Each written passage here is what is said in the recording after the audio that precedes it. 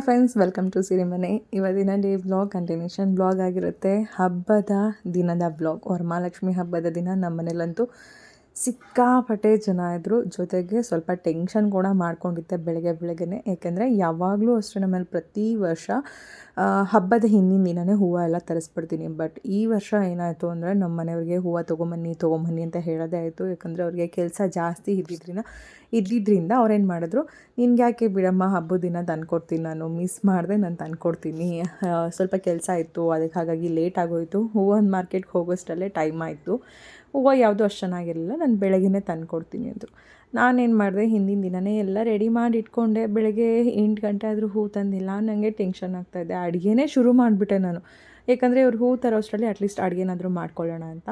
ಆಮೇಲೆ ಬೆಳಗ್ಗೆ ಹೋಗಿ ಇವರು ಹೂ ತೊಗೊಂಬಂದು ಕೊಟ್ಟರು. ಅಂದರೆ ಈ ಸರಿ ನನಗೆ ಜಾಸ್ತಿ ದಿಂಡುಗಳು, ಅಂದರೆ ಶಾಮಂತಿಗೆ ದಿಂಡೆಲ್ಲ ಯಾವುದೂ ಬೇಡ, ಏನಿದ್ರು ನನಗೆ ಬರೀ ಮಲ್ಲಿಗೆಯಲ್ಲೇ ಅಲಂಕಾರ ಮಾಡಬೇಕು ಅಂತಲೇ ಈ ಸರಿ ಅಂದ್ಕೊಂಡಿದ್ದೆ. ಇನ್ನು ದೇವ್ರ ಮನೆಗೆಲ್ಲ ಏನು ಹೂವೆಲ್ಲ ಹಾಕಿರಲಿಲ್ಲ. ಯಾಕಂದರೆ ಇವಾಗ ಹೂ ತಂದುಕೊಟ್ರು. ಅಷ್ಟರಲ್ಲಿ ಆಲ್ರೆಡಿ ನನ್ನ ಸಾಂಬಾರಿಗೆ, ಜೊತೆಗೆ ಹೂರ್ಣಕ್ಕೆ, ಮತ್ತು ತಿಂಡಿಗೆ, ಬ್ರೇಕ್ಫಾಸ್ಟ್ ಎಲ್ಲನೂ ಕೂಡ ಒಂದೊಂದೇ ಕಂಪ್ಲೀಟ್ ರೆಡಿ ಮಾಡಿಕೊಂಡೆ. ಬೆಳಿಗ್ಗೆ ದೇವರಿಗೆ ನೈವೇದ್ಯಕ್ಕೆ ಅಂತ ಹೇಳಿ ಹಾಲು ಖೀರು, ಜೊತೆಗೆ ಹೂರ್ಣ, ಕೋಸಂಬರಿ ಇದಿಷ್ಟೇ ಮಾಡುವಂಥದ್ದು. ನನಗೇನಂದರೆ ಹಿಂದಿನ ದಿನವೇ ಹೂ ತೊಗೊಂಬಂದು ಕೊಟ್ಟರೆ ಬೆಳಗ್ಗೆಗೆ ನನಗೆ ಯಾವ ರೀತಿಯಾಗಿ ಹೂವು ಹಾಕ್ಬೋದು ಅನ್ನೋದು ಒಂದು ಐಡಿಯಾ ಇರುತ್ತೆ. ನನಗೇನಂದರೆ ಆವಾಗ ಹೂ ತಂದರೆ ಯಾವ ಥರ ಹಾಕೋದು, ನಾನು ಹೂವಿನ ಹಾರ ಹೇಳಿರಲಿಲ್ಲ ಈ ಸರಿ. ಹಾರ ಬೇಡ, ಬರೀ ದಿಂಡೇ ಮುಡ್ಸೋಣ ಸಾಕು ಅಂದ್ಬಿಟ್ಟು ಮಲ್ಲಿಗೆ ದಿಂಡು, ಕನಕಾಂಬರ ದಿಂಡು ಈ ಥರ ಹೇಳಿದ್ದೆ. ಬಟ್ ಅವರು ಹೂವಿನ ಹಾರನೂ ತೊಗೊಂಬಂದಿದ್ರು. ಓಕೆ, ನಾನು ಬೇಡ ಅಂದರೂ ತಂದಿದ್ದಾರೆ. ಪ್ರತಿ ವರ್ಷವೂ ಅಷ್ಟೇ ನಾನು ಮಲ್ಲಿಗೆ ಹಾರ ಹಾಕೇ ಇದ್ದೀನಿ. ಈ ವರ್ಷ ಬೇಡ, ಸ್ವಲ್ಪ ಡಿಫ್ರೆಂಟಾಗಿ ಬೇರೆ ಥರ ಹೂ ಹಾಕೋಣ ಅಂದ್ಕೊಂಡೆ. ಬಟ್ ಆದರೂ ತೊಗೊಂಬಂದ್ರಲ್ಲ, ಓಕೆ, ಏನೋ ದೇವ್ರಿಚ್ಛೆ, ದೇವ್ರಿಗೆ ಏನು ಸಲ್ಲಬೇಕೋ ಅದೇ ಸಲ್ಲೋದು, ನಾವು ಬೇಕು ಬೇಡ ಅಂದ್ರೂ ಕೂಡ ಅಂತ ಹೇಳಿ ಕೊನೆಗೆ ಮಲ್ಲಿಗೆ ದಿಂಡನ್ನು ಕೂಡ ಹಾಕಿದೆ, ಜೊತೆಗೆ ಮಲ್ಲಿಗೆ ಹಾರನೂ ಕೂಡ ಹಾಕಿದೆ. ಈಗ ನೋಡ್ತಾ ಇರ್ಬೋದು ಯಾವ ರೀತಿಯಾಗಿ ಕಾಣಿಸ್ತಾ ಇದೆ ಫೈನಲಿ ಲುಕ್. ನಮ್ಮ ಮನೆಯಲ್ಲಿ ವರಮಹಾಲಕ್ಷ್ಮಿ ನಾವು ಯಾವ ರೀತಿಯಾಗಿ ಕೂರಿಸಿದ್ವಿ, ಅಲಂಕಾರ ಮಾಡಿದ್ವಿ ಅಂತ ತುಂಬ ಜನ ವೀಡಿಯೋಸ್ಗೆ ಹೇಳ್ತಾ ಇದ್ರಿ. ಸ್ಯಾರಿ ಡ್ರೆಪ್ಪಿಂಗ್ದು ಆಲ್ಮೋಸ್ಟ್ ನಾನು ಇದ್ರ ವೀಡಿಯೋ ಮಾಡಿರೋದ್ರಿಂದ ನಾನು ಪದೇ ಮತ್ತೆ ವೀಡಿಯೋ ಮಾಡೋಕ್ಕೆ ಹೋಗಲಿಲ್ಲ. ಹಾಗೆ ಈ ವರ್ಷ ಅಂತೂ ನನಗೆ ಎಷ್ಟು ಜನ ಫೋನ್ ಕಾಲ್ಸ್ ಅಂದರೆ ಹಬ್ಬದ ದಿನ ನಿಜವಾಗ್ಲೂ ಸುಷ್ಮಾ ನೀವಿನ್ನೂ ವೀಡಿಯೋಸೇ ಹಾಕಿಲ್ಲ, ನಿಮ್ಮ ಮನೆ ಲಕ್ಷ್ಮಿ ಹೇಗಿದೆ, ಒಂದು ಸರಿ ಫೋಟೋಸ್ ಕಳಿಸಿ ಅಥವಾ ವಿಶ್ ಮಾಡಿ ವೀಡಿಯೋ ಹಾಕಿ ಅಂತಿದ್ರಿ. ಹಬ್ಬದ ದಿನ ಜೊತೆಗೆ ಹಬ್ಬ ಆದಮೇಲೆ ಕಂಟಿನ್ಯೂಸ್ ನಾನು ಫುಲ್ ಬ್ಯುಸಿ ಆಗಿಬಿಟ್ಟೆ. ಹಾಗಾಗಿ ಸ್ವಲ್ಪ ಲೇಟ್ ಆಯಿತು ನಾನು ವೀಡಿಯೋಸ್ ಆಗಲಿ ಫೋಟೋ ಆಗಲಿ ಅಪ್ಡೇಟ್ ಮಾಡೋದಕ್ಕೆ. ತುಂಬ ಜನ ಬೇಜಾರು ಮಾಡ್ಕೊಂಡ್ರಿ, ಕೋಪನೂ ಮಾಡ್ಕೊಂಡ್ರಿ, ನೀವು ಯಾವಾಗಲೂ ಲೇಟೇ ಅಂತ. ನನ್ನ ಕೆಲಸ ಅಷ್ಟಿರುತ್ತೆ, ನನಗೂ ಒಂದು ಸ್ವಲ್ಪ ರಿಲ್ಯಾಕ್ಸ್ ಬೇಕು ಅಂತ ಅನಿಸ್ಬಿಟ್ಟಿದ್ದು. ಬ್ಯಾಕ್ ಟು ಬ್ಯಾಕ್ ಕೆಲಸ, ವೀಡಿಯೋಸ್, ಎಡಿಟಿಂಗ್ ಇದೇ ಆಗೋಗ್ಬಿಟ್ಟಿತ್ತು. ಹಾಗಾಗಿ ಸ್ವಲ್ಪ ರಿಲ್ಯಾಕ್ಸ್ ಮಾಡಿ ಆನಂತರ ವೀಡಿಯೋಸ್ನ ಎಡಿಟಿಂಗ್ ಮಾಡಿ ಅಪ್ಲೋಡ್ ಮಾಡ್ತಾ ಇರೋವಂಥದ್ದು. ಏನಂದರೆ ನಾನು ಹಬ್ಬದ ದಿನ ಬೆಳಗ್ಗೆ ಹೊತ್ತು ನಾವು ದೀಪ ಹಚ್ತೀವಿ, ಆವಾಗ ಕಂಪ್ಲೀಟ್ ತುಪ್ಪನೇ ಹಾಕುವಂಥದ್ದು.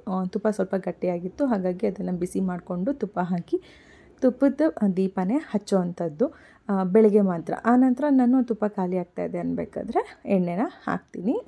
ದೇವ್ರ ಮನೆಯೂ ಕೂಡ ತುಂಬ ಚೆನ್ನಾಗಿ ನನ್ನ ಮಗಳು ರೆಡಿ ಮಾಡಿದರು. ಇದೆಲ್ಲ ದೇವ್ರ ಮನೆ ಕೆಲಸ ಎಲ್ಲ ನನ್ನ ಮಗಳದು, ಲಕ್ಷ್ಮಿ ಕೆಲಸ ಎಲ್ಲ ನಂದು. ಫೈನಲ್ ನೀವೆಲ್ಲರೂ ಇಷ್ಟಪಡ್ತೀರಾ ಅಂತ ಅಂದ್ಕೊಳ್ತೀನಿ. ನಿಮಗೆ ನಮ್ಮ ಮನೆ ಮಹಾಲಕ್ಷ್ಮಿಯ ಅಲಂಕಾರ ಇಷ್ಟ ಆಗಿದ್ದರೆ ಲೈಕ್ ಮಾಡಿ, ಶೇರ್ ಮಾಡಿ. ಹಾಗೆ ಇನ್ನೂ ಯಾರೆಲ್ಲ ನಮ್ಮ ಚಾನಲ್ನ ಸಬ್ಸ್ಕ್ರೈಬ್ ಮಾಡದೆ ನೋಡ್ತಾ ಇರ್ತೀರಾ, ಸಬ್ಸ್ಕ್ರೈಬ್ ಮಾಡ್ಕೊಳ್ಳಿ ಅಂತ ಹೇಳ್ತಾ, ಹೀಗೆ ನಿಮ್ಮೆಲ್ಲರ ಒಂದು ಪ್ರೀತಿಯ ಪ್ರೋತ್ಸಾಹ ಸದಾ ನಿಮ್ಮ ಸಿರಿಮನೆ ಮೇಲೆ ಇರಲಿ ಅಂತ ಕೇಳ್ಕೊಳ್ತೀನಿ. ನನಗೊಬ್ಬರು ಕಮೆಂಟ್ ಮಾಡಿದರು, ನಂಗೆ ನಿಜವಾಗ್ಲೂ ಖುಷಿ ಆಯಿತು. ನಿಜವಾಗ್ಲೂ ಸುಷ್ಮಾ, ನಿಮ್ಮ ಕೈಯಲ್ಲಿ ಏನೋ ಒಂದು ಜಾದೂ ಇದೆ ಅನಿಸುತ್ತೆ. ಯಾಕಂದರೆ ನೀವು ಅಲಂಕಾರ ಮಾಡುವಷ್ಟು, ನೀವು ಕೂರಿಸುವಷ್ಟು ಲಕ್ಷ್ಮಿಯ ಒಂದು ಕಳೆ ನಾವೇನೇ ಮಾಡಿದ್ರೂ ಬರಲ್ಲ. ಬಟ್ ನಿಮ್ಮ ಹ್ಯಾಂಡ್ಸಲ್ಲಿ ಏನೋ ಒಂದು ಜಾದೂ ಇದೆ ಅಂತ ಹೇಳಿ ಒಬ್ಬರು ನನಗೆ ಕಮೆಂಟ್ ಮಾಡಿದರು. ನಂಗೆ ಗೊತ್ತಿಲ್ಲ ಅದೇನೋ ಎತ್ತ ಅಂತ ಹೇಳಿ. ಬಟ್ ನಮ್ಮಮ್ಮ ಹೇಳ್ತಾ ಇರ್ತಾರೆ ಯಾವಾಗಲೂ ಕೂಡ, ನಾನು ಹುಟ್ಟಬೇಕಾದ್ರೆ ನಮ್ಮಮ್ಮ ಲಕ್ಷ್ಮೀದು ಒಂದು ಫೋಟೋ ಇಟ್ಕೊಂಡಿದ್ರಂತೆ. ಏಕೆಂದರೆ ಅಮ್ಮಂಗೆ ಆಲ್ರೆಡಿ ಒಂದು ಗಂಡು ಮಗು ಇದ್ದಿದ್ದರಿಂದ ಇನ್ನೊಂದು ಹೆಣ್ಮಗು ಆಗಬೇಕು ಅನ್ನೋ ಆಸೆ ಅಮ್ಮನಿಗಿತ್ತು. ಹಾಗಾಗಿ ಅಮ್ಮ ಒಂದು ಲಕ್ಷ್ಮಿ ಫೋಟೋ ಇಟ್ಕೊಂಡು, ನನಗೆ ಹೆಣ್ಮಗುನೇ ಆಗಬೇಕು, ಆದರೆ ಹೆಣ್ಮಗು ಹುಟ್ಟಿದ್ರೆ ಇದೇ ಥರ ಲಕ್ಷ್ಮಿ ಥರನೇ ಇರಬೇಕು ಅಂತ ಒಂದು ಲಕ್ಷ್ಮಿ ಫೋಟೋನ ಇಟ್ಕೊಂಡು ನೋಡಿನೇ ನಾನು ಹುಟ್ಟಿದ್ದು ಅಂತ ಅಮ್ಮ ಹೇಳ್ತಾರೆ. ನೀನು ಹುಟ್ಟಬೇಕಾದ್ರೆ ನಾನು ಲಕ್ಷ್ಮಿ ಹತ್ರನೇ ಬೇಡಿನೇ ಲಕ್ಷ್ಮಿ ಫೋಟೋ ಇಟ್ಕೊಂಡೆ ನೀನು ಹುಟ್ಟಿದ್ದು ಅಂತ. ಹಾಗಾಗಿ ಆ ದೇವರ ಒಂದು ಆಶೀರ್ವಾದನೋ ಕೃಪೆನೋ ಗೊತ್ತಿಲ್ಲ, ನನಗೆ ಬೇರೆ ಯಾವ ಹಬ್ಬದಲ್ಲೂ ಅಷ್ಟು ಇಂಟ್ರೆಸ್ಟ್ ಇಲ್ಲ. ಲಕ್ಷ್ಮೀ ಹಬ್ಬದಲ್ಲಿ ಮಾತ್ರ ನನಗೆ ಕೆಲವೊಂದು ಟೈಮಲ್ಲಿ ಹೀಗೆ ಕುತ್ಕೋಬೇಕು, ಹೀಗೆ ಅಲಂಕಾರ ಮಾಡಬೇಕು, ಆ ಲಕ್ಷ್ಮಿಯಲ್ಲಿ ಮುಖದಲ್ಲಿ ಆ ಕಳೆ ಈ ಥರ ಕಾಣಿಸ್ಬೇಕು, ಅದೇ ಥರ ನನ್ನ ತಲೆಯಲ್ಲಿ ಹೇಗಿರುತ್ತೋ ನನಗೆ ಹಾಗೆ ನನ್ನ ಕೈಯಲ್ಲಿ ಬರುತ್ತೆ. ಅದೊಂದು ಖುಷಿ ಆಗುತ್ತೆ. ಫೈನಲಿ ಅಲಂಕಾರ ಎಲ್ಲ ಆದಮೇಲೆ ಅಮ್ಮನ ಮುಖ ಅಂದರೆ ಲಕ್ಷ್ಮೀ ಮುಖ ನೋಡೋದಕ್ಕೆ ಏನೋ ಮನೇಲೇ ದೇವರು ಎದ್ದು ಬಂದಿದ್ದಾರೇನೋ ಅನ್ನುವಷ್ಟು ಮುಖದಲ್ಲಿ ಕಳೆ ಫೀಲ್ ಕಾಣಿಸ್ತಾ ಇತ್ತು. ನನ್ನ ಒಂಥರ ಖುಷಿ, ನನಗೇನೋ ಒಂಥರ ತುಂಬ ಖುಷಿ ಆಗ್ತಾಯಿದೆ ನಮ್ಮ ಮನೇಲಿ ಲಕ್ಷ್ಮೀದು ಮುಖ ನೋಡ್ತಾ ಇದ್ದರೆ. ಈ ವರ್ಷ ನನಗೆ ತುಂಬ ಖುಷಿ ಆಗ್ತಾಯಿದೆ. ಜೊತೆಗೆ ಆ ಫ್ರೆಶ್ ಆಗಿರೋ ಹೂವು ಸಖತ್ತಾಗಿ ಕಾಣಿಸ್ತಾ ಇತ್ತು ನನಗಂತೂ. ನನ್ನದೇ ದೃಷ್ಟಿ ಆವತ್ತಿನ ದಿನ ನಮ್ಮ ಮನೆ ಲಕ್ಷ್ಮಿಗೆ ಅನ್ಬೋದು ಹೋಗಿ ಬಂದು ಬರೀ ನೋಡೋದೇ ಕೆಲಸ ಆಗಿತ್ತು. ಜೊತೆಗೆ ಈ ಸರಿ ಬ್ಯಾಕ್ ಡ್ರಾಪ್ ಏನಿತ್ತು ಅದು ಕೂಡ ತುಂಬ ಚೆನ್ನಾಗಿ ಕಾಣಿಸ್ತಾ ಇತ್ತು. ಈ ವರ್ಷ ಸ್ವಲ್ಪ ಪೂಜೆ ಮಾಡೋದು ಲೇಟ್ ಆಯಿತು, ಅಂದರೆ 10 ಗಂಟೆ ಆಯಿತು ಪೂಜೆ ಮಾಡೋದು. ಆದರೂ ಕೂಡ ಮನಸ್ಸಿಗೆ ತೃಪ್ತಿ ಆಗುವಷ್ಟು ಒಂಥರ ಖುಷಿ ಆಯಿತು. ಬೆಳಗ್ಗೆ ಪೂಜೆ ಎಲ್ಲ ಆಯಿತು, ಪೂಜೆ ಕೆಲಸ ಮುಗಿದು ಗೊತ್ತಾಗಿದೆ. ಟಿ ವಿನೂ ನಮ್ಮ ಮನೆ ಮಾತಾಡ್ಸ್ತಾ ಇರ್ತಾರೆ, ಸೌಂಡ್ ಕಡಿಮೆ ಎಲ್ಲ ಆಗ್ಬಿಟ್ಟು ಈಗ ಏನೇನೆಲ್ಲ ಅಡುಗೆ ಆಯಿತು ಅಂದರೆ ತೋರಿಸ್ತೀನಿ. ಅಮ್ಮ ಬಂದಿದ್ದಾರೆ ಇವಾಗ, ಒಡೆಗೆ ರೆಡಿ ಮಾಡ್ಕೊತಾ ಇದ್ದಾರೆ. ಒಬ್ಬಟ್ಟಿಗೆ ಅಮ್ಮನಿಗೆ ಹೇಳಿದೆ, ಒಬ್ಬಟ್ಟು ನೀವೇ ಬರಬೇಕಮ್ಮ ಮಾಡೋಕ್ಕೆ ಅಂತ. ಹಂಗಾಗಿ ಬಂದರು. ಅಷ್ಟೆಲ್ಲ ಆಲ್ರೆಡಿ ಮೊಸರು ಬಜ್ಜಿ ರೆಡಿಯಾಗಿದೆ. ಮೊಸರು ಬಜ್ಜಿ, ಅಯ್ಯಬ್ಬಾ, ಕೋಸಂಬರಿ, ಇದೆರಡು ನನ್ನ ಮಗಳ ರೆಸಿಪಿ, ಅವಳು ಮಾಡ್ಕೊಂಡಿರೋದು. ಬೇಳೆ ಸಾಂಬಾರು ಆ್ಯಂಡ್ ಪಾಯಸ ಸ್ವಲ್ಪ ಇವತ್ತು ಯಾಕೋ ಮುದ್ದೆ ಆಗಿತ್ತು. ಇದು ಗೊಜ್ಜು ಆ್ಯಂಡ್ ಪಲ್ಯ, ಹಾಗೆ ರಸಮ್ಗೆ ಇಟ್ಟಿದ್ದೀನಿ, ಒಗ್ಗರಣೆ ಹಾಕ್ತಿದ್ದೀನಿ. ರೈಸ್, ನನ್ನ ಪಲಾವು, ವಡೆ ಮತ್ತು ಒಬ್ಬಟ್ಟು ಅಲ್ವಮ್ಮ.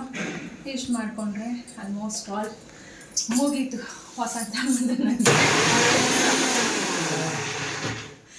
ಅಷ್ಟೇ. ಆಮೇಲೆ ಕಂಟಿನ್ಯೂ ಮಾಡೋಣ. ಅಮ್ಮ ಏನು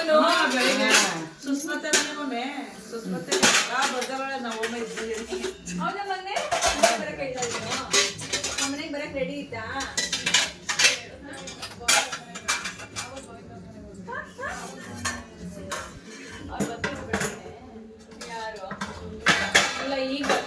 ಅಲ್ಲೇ ಕೊಟ್ಟಿದ್ದೀನಿ, ಮತ್ತೆ ಅಲ್ಲೇ ನೋಡ್ತು ಎತ್ಕೋತು. ಹೂರ್ಣ ರೆಡಿ, ತವಾ ಕಾಯ್ತು. ನಮ್ಮ ಹುಡುಗಿಗೆ ಬಂದಾಗೆಲ್ಲ ಕೆಲಸ ಇಟ್ಟಿರ್ತೀವಿ. ಒಟ್ಟಿನಲ್ಲಿ ಸೀರೆ ಆಗಿ ಪಾಪ ಚೆನ್ನಾಗಿ ರೆಡಿಯಾಗಿ ಬಂದೈತೆ. ಏನು ಪ್ಲೇಟಮ್ಮ? ಪ್ಲೇಟು ಮೇಲೈತಿರು, ಎತ್ಕೊಡ್ತೀನಿ. ನಾನು ಮೇಲಿರೋದು ಎತ್ಕೊಂಡೇ ಇಲ್ಲ. ಇಲ್ಲ ಕೆಳಗಡೆ ಐತೆ, ಎತ್ಕೊಳ್ಳಾ? ಯಾವುದೋ ಒಂದು ಎತ್ಕೊಳಪ್ಪ, ಯಾಕೋ 2 ತಟ್ಟೆ ಮುಡುಗು ಹಾಕ್ಬಿಟ್ಟಲ್ಲಿ ಯಾರ ಮತ್ತೆ ಬಂದಿದ್ದ ತಕ್ಷಣ ಕೆಲಸ ಮೇಲೆ ಇಟ್ಟಿದ್ದೀನತ್ತ. ಆರ್ಯ ಮಗನೇ, ಮಗನೂ ಇಲ್ಲ, ಯಾರು ಇಲ್ಲ, ಮಾತು ಇಲ್ಲ, ನೋಡ್ತಾವನ. ಯಾಕೋ ಅವ್ರ ಅಮ್ಮನ ಹೋಗಿ ನೋಡ್ತಾವನೆ. ಯಾರು ಎಲ್ಲ 3 ಜನ ಸೀರೆ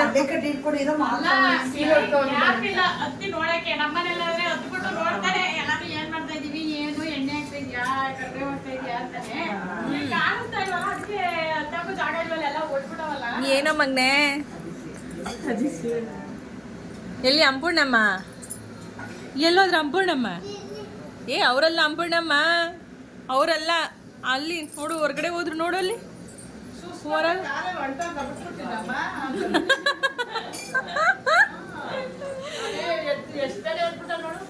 ಹೋಗೋದು ಅಂದಿದ್ದ ತಕ್ಷಣ ಒಟ್ಟೆ ಅಮ್ಮ ಮಾತೇ ಆಡಿಲ್ಲಮ್ಮ. ಹೋಗೋ ಸೈಲೆಂಟ್ ಆಗಿದ್ದ.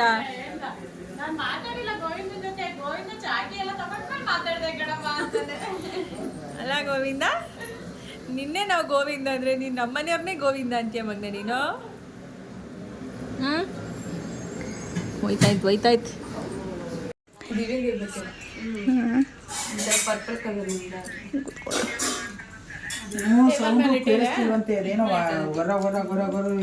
ನಮ್ಮ ಹುಡುಗಿ ಖಾಲಿಯಾಗಿರೋ ಎಲ್ಲ ಹಿಡಿತಾ ಇದ್ದೀನಿ.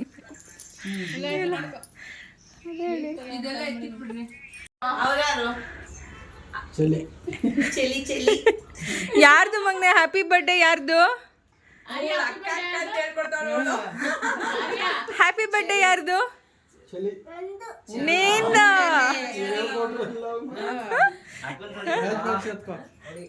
ಹೆಂಗಿದೆ ಹ್ಯಾಪಿ ಬರ್ಡೇ? ಚೆರಿನೇ ಹಾಕ್ಸ್ಬಿಟ್ಟವ್ರ ಹೆಸರು.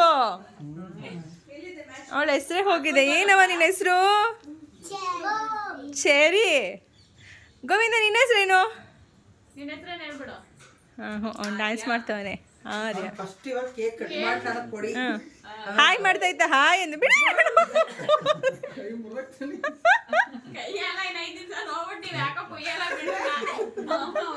ಚೈತು ಚಿಂಟು ಹೋದ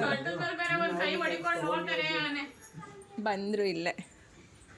ನಮ್ಮ ರಿಷಿದು ಚರಿದು ಇಬ್ರದ್ದು ಒಟ್ಟಿಗೆ ಬರ್ಡೇ ಇವತ್ತು. ಅದು ಬೊಂಬೆ ಬರೀ ಬೊಂಬೆ ಇದು.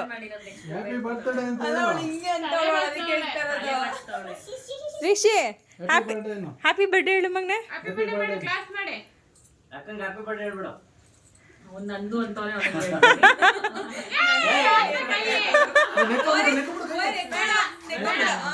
ಅಷ್ಟೇ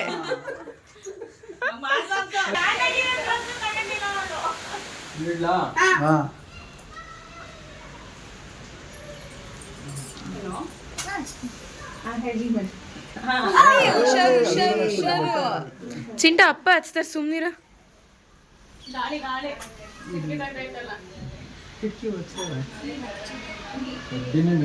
ಸ್ಕ್ರೀನಿಂಗ್ ಹಾಕ್ಬಿಟ್ಟ ಸುಮ್ನೆ ಸ್ಕ್ರೀನ್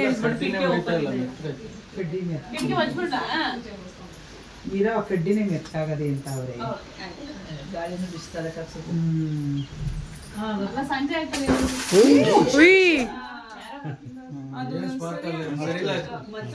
ಹೇಳಪ್ಪ ಹ್ಯಾಪಿ ಬರ್ಡೇ ಅಂತ ಹೇಳು. ಹ್ಯಾಪಿ ಬರ್ಡೇ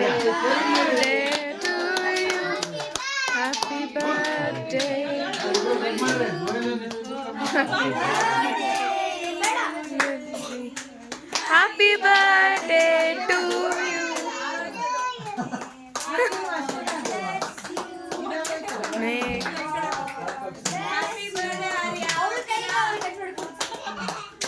ಕಟ್ ಮಾಡು.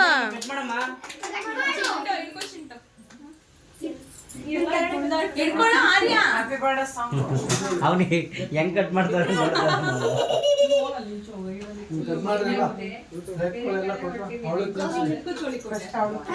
ಏ ಪಾಪ ಅವನಿಗೆ ಕೊಡು.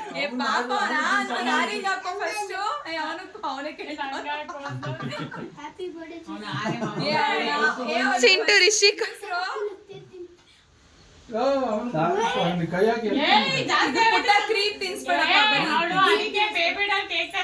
ಊಟ ಮಾಡಿಲ್ಲ ಕೇಕ್ ಎಲ್ಲ ತಿನ್ನುತ್ತಾರೆ. ಊಟ ತಿನ್ಬಿಟ್ರೆ ಅಂತ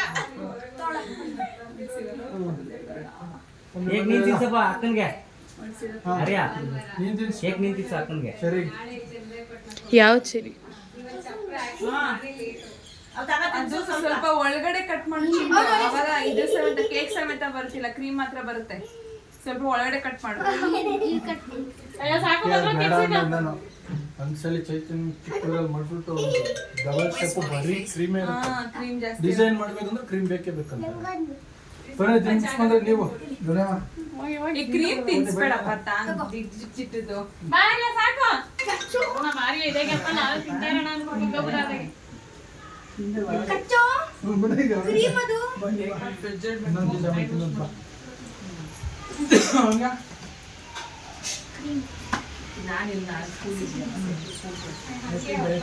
ಐದು ವರ್ಷ ತುಂಬಿತು, 6 ವರ್ಷ ಕಾಲೇಜ್ ಬಿಡೆ. 5 ತುಂಬ್ತಾವೆ. 5 ವರ್ಷ ಇಲ್ಲಿಗೆ 5 ವರ್ಷ 6 ವರ್ಷ ಕಾಲೇಜ್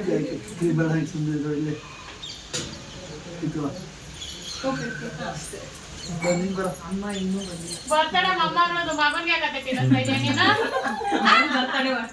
ಅವಳಿಗೆ ತಿನ್ಸು ಫಸ್ಟ್ ನೋಡಿ ಮಗನ್ಗೂ ಯಾಕೆ ತಿನ್ನಿಸ್ತಾ ಇದೆಯಾ ನೋಡ್ದಾ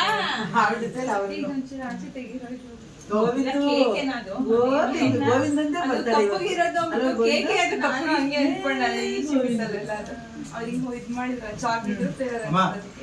ಕ್ರೀಮ್ ತಿನ್ಬೇಡ, ಬರೀ ಕೇಕ್ ತಿನ್ನು. ಬರವ ತಿನ್ಸು. ಇರುವ ಮಕ್ಕಳೆಲ್ಲ ತಿನ್ಕೊಳ್ಳಿ ಫಸ್ಟ್. ಹೋಗ್ರು ನೀವೆಲ್ಲ ನಡೀರಿ ಅಣ್ಣ.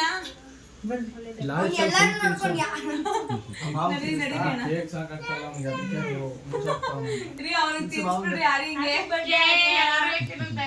Happy birthday. Thank you. Jan first ಹೊಸ ವರ್ಷಕ್ಕೆ ಜಾನ್ ಫಸ್ಟ್ ಒಂದು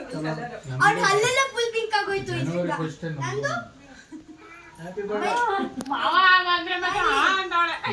ಹ್ಯಾಪಿ ಬರ್ಡೇ ಗೋವಿಂದ ಗೋವಿಂದ ನೋಡು, ಅವಳು ತಿನ್ನಿಸ್ತಲ್ಲ ನನಗ್ ತಿನ್ನಿಸ್ತಾ ಇಲ್ವಲ್ಲ ಅಂತ ಗೋವಿಂದ. ಚಾನ್ಸ್ ಸಿಕ್ಕು ಅಂತ ಹೋಗಪ್ಪ. ನನಗ್ ತಿಂತಲ್ವಲ್ಲ ಮುಗಿಸಿ ನಾನು ಹೋಗ್ತೀನಿ. ನಾನು ತಿನ್ಸ್ಬಿಟ್ಟು ಬಂದೆ. ಆರ್ಯ ದಿವ್ಯಾ ಆರ್ಯ ಗೋವಿಂದ ಅಲ್ಲಿ ಗೋವಿಂದ ಗೋವಿಂದ ಅವಳಿಗೆ ಕೊಡು ಫಸ್ಟ್ ಅದು ಪಾಪ ಆಯ್ತು ಗೋವಿಂದ ಅಲ್ಲ ಚೆರಿ ಜೊತೆಗೆ ಅವನು ಇದ್ ಮಾಡ್ತಾನೆ ಚೇತು ಕಳ್ಸಪ್ಪ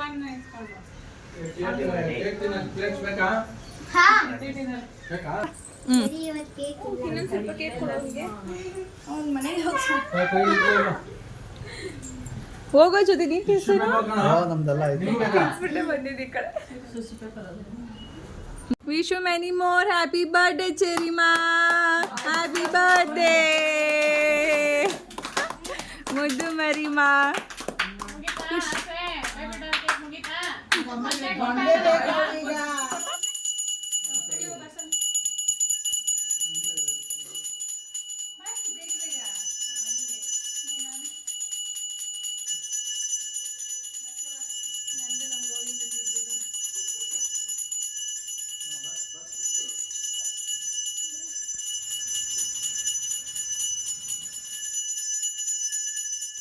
ಈ ವರ್ಷ ಹಬ್ಬದ ದಿನ ಚರಿಮರಿ ಬರ್ತಡೇನೂ ಕೂಡ ಸೆಲೆಬ್ರೇಟ್ ಮಾಡಿದ್ವಿ ನಾವು. ಅಂದರೆ ನಮ್ಮ ಚರಿದು ಬರ್ತಡೇ ಬಂದು ಹಬ್ಬದ ಹಿಂದಿನ ದಿನ ಗುರುವಾರ ಆಯಿತು. ಬಟ್ ನಾವೆಲ್ಲರೂ ಹೋಗೋಕ್ಕಾಗಿಲ್ಲ, ಯಾಕಂದರೆ ಹಬ್ಬದ ತಯಾರಿ ಬ್ಯುಸಿಯಲ್ಲಿ ನಾವಿದ್ವಿ. ಹಾಗಾಗಿ ಹಬ್ಬದ ದಿನ ಹೇಗೂ ಬಂದ್ರಲ್ಲ ಅಂತ ಹೇಳಿ ಅವತ್ತು ಕೇಕ್ ಕಟ್ ಮಾಡಿಸಿದ್ವಿ. ಅವ್ರೇನೋ ಕೆಲಸ ಮಾಡ್ಕೊತಿದ್ರು ಈ ವರ್ಷ ಮಿಸ್ ಪ್ರತಿ ಸರಿ ಬಂದು ನಮ್ಗೊಂದು ವೀಡಿಯೋ ತೆಗೆದುಕೊಡೋರು. ಒಂದು ವೀಡಿಯೋ ಇರೋದು ಅವ್ರು ಇಲ್ಲ. ಈ ಸರಿ ಇದ್ದಿದ್ರೆ ತುಂಬ ಖುಷಿಯಾಗಿರೋದು ನನಗೆ. ಲಾಸ್ಟ್ ಟೈಮ್ ಒಂದು ಟೈಮ್ ಅಷ್ಟು ಚೆನ್ನಾಗಿ ಹೂವು ಹಾಕಿರಲಿಲ್ಲ. ಆ ಟೈಮಲ್ಲೂ ಪಾಪ ನೀಟಾಗಿ ಇದು ಮಾಡಿಕೊಟ್ರು. ವೀಡಿಯೋ ಚೆನ್ನಾಗಿ ಕ್ಯಾಪ್ಚರ್ ಮಾಡ್ತಾರೆ. ಯಾವ ಹಬ್ಬಕ್ಕೆ ನಾವು ಸೇರದೆ ಹೋದರೂ ಭಾಗ್ಯ ಮ್ಯಾಮ್ ಮತ್ತು ನಾವು ವರಮಹಾಲಕ್ಷ್ಮಿ ಹಬ್ಬದಲ್ಲಿ ಮಾತ್ರ ಮಿಸ್ ಮಾಡದೆ ಅವರು ನಮ್ಮ ಭೇಟಿ ಮಾಡ್ತೀವಿ. ಒಂದೇ ಏರಿಯಾದಲ್ಲಿ ಇದ್ದರೂ ಕೂಡ ವರ್ಷಕ್ಕೆ ಒಂದು ಸರಿ ಭೇಟಿ ಮಾಡೋದು.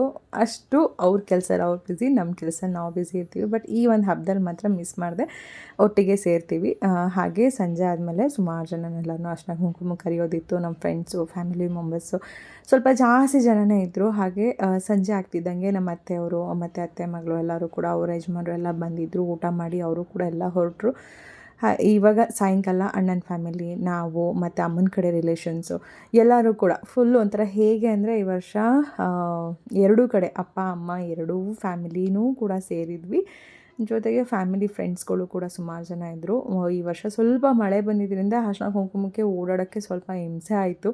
ನಿಮ್ಮ ಕಡೆ ಎಲ್ಲ ಹೇಗಿತ್ತು ಹಬ್ಬದ ದಿನ? ಮಳೆ ಇತ್ತಾ ಇಲ್ವಾ ಕಮೆಂಟ್ ಮಾಡಿ. ನಮಗಂತೂ ವಿಪರೀತ ಮಳೆ. ಆ ಮಳೆಯಲ್ಲಿ ಓಡಾಡೋದೇ ಸ್ವಲ್ಪ ಕಷ್ಟ ಅಂತ ಅನ್ನಿಸ್ತು.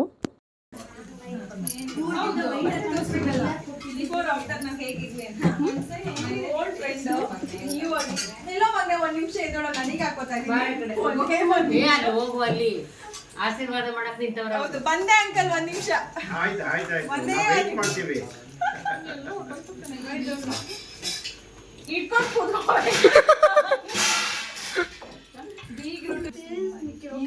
ಈ ಫೇಸ್ ನೋಡೇ ನಮ್ಮ ಅಣ್ಣ ಬಿದ್ದು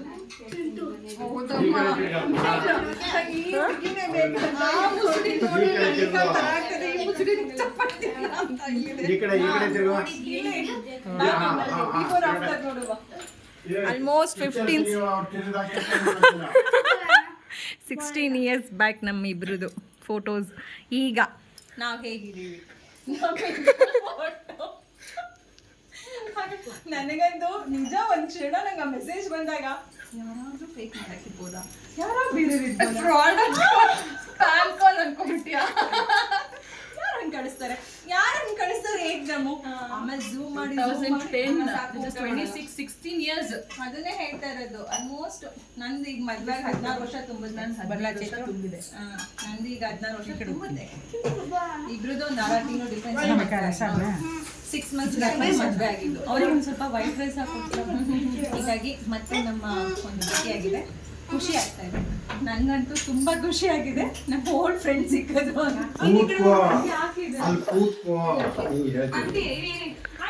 ಯಾಕೆ ಇಷ್ಟು ಬಂದಿರಾ?